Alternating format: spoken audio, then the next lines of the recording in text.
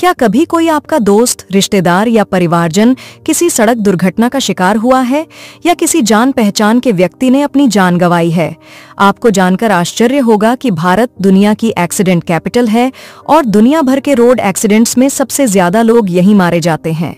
आइए अगले 2 मिनट में देश के हालात और रोड एक्सीडेंट से निपटने के स्थायी समाधान की तरफ बढ़ते हैं। हमारे देश भारत के पास दुनिया का दूसरा सबसे बड़ा रोड नेटवर्क है, जो देश को एकजुट रखने में मदद करता है।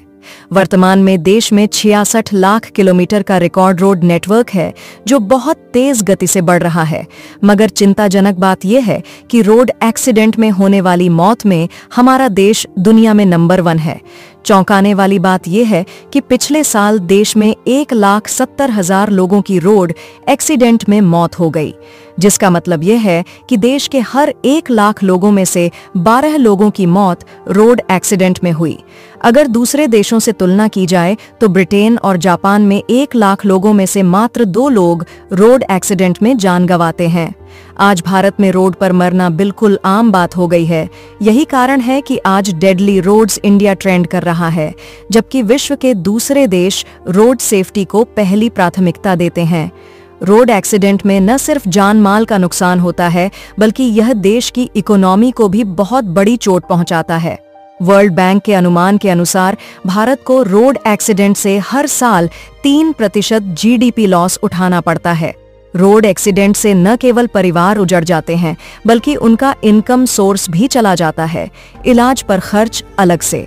साल 2000 की स्टॉकहोम डिक्लेरेशन में सेफ सिस्टम अप्रोच का कॉन्सेप्ट दिया गया था, जिसमें गाड़ियों की स्पीड की जगह लोगों की सुरक्षा को ध्यान में रखते हुए रोड डिजाइन किए जाने को अनिवार्य बनाया गया था। विकसित देशों में आजकल रोड सेफ्टी के लिए सेफ सिस्टम अप्रोच काफी फेमस हो रही है। सड़कों के किनारे बड़े फुटपाथों का निर्माण, लोगों की सुरक्षा और सड़कों का हाईटेक डिजाइन किया जा रहा है।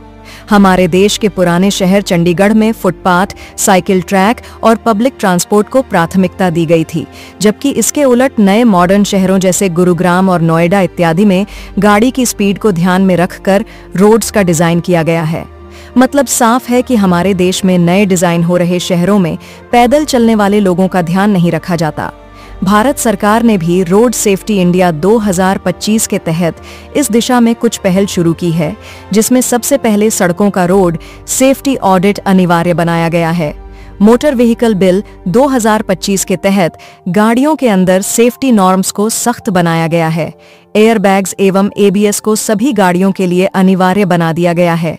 केंद्रीय सड़क परिवहन मंत्री नितिन गडकरी ने ड्राइविंग लाइसेंस के उच्च मानकों को तय करने के लिए हर जिले में सोफिस्टिकेटेड ड्राइविंग ट्रेनिंग सेंटर खोलने का वादा किया है, जिस कारण अनट्रेन्ड ड्राइवरों की वजह से होने वाले रोड एक्सीडेंट में अच्छी खासी कमी आएगी।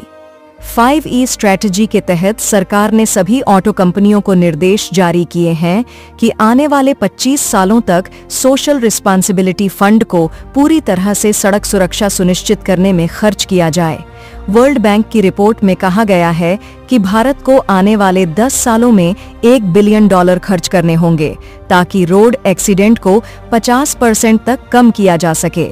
IRAP की रिसर्च बताती है कि यदि रोड सेफ्टी पर ₹1 खर्च किया जाता है तो इससे इकोनॉमी में ₹4 का फायदा होता है। इससे स्पष्ट है कि रोड सेफ्टी सोशल इश्यू होने के साथ साथ इकोनॉमिकल इश्यू भी है। अब समय आ गया है कि देश की सड़कें उच्च इंजीनियरिंग डिजाइन की अवधारणा को परिपूर्ण करें, जहां ड्राइवरों की गलती से भी सड़क दुर्घटना के चांस न्यूनतम हो जाएं। अगर भारत को साल 2047 तक विकसित राष्ट्र बनना है तो अपनी सड़कों को और ज्यादा सेफ और ज्यादा इंक्लूसिव एवं और ज्यादा डेटा ड्रिवन बनाना होगा। रोड सेफ्टी कोई लग्जरी नहीं, बल्कि एक बेसिक नीड है। इसके बिना कोई भी डेवलपमेंट सस्टेनेबल नहीं हो सकता है। जान बचेगी तभी तो देश आगे बढ़ेगा।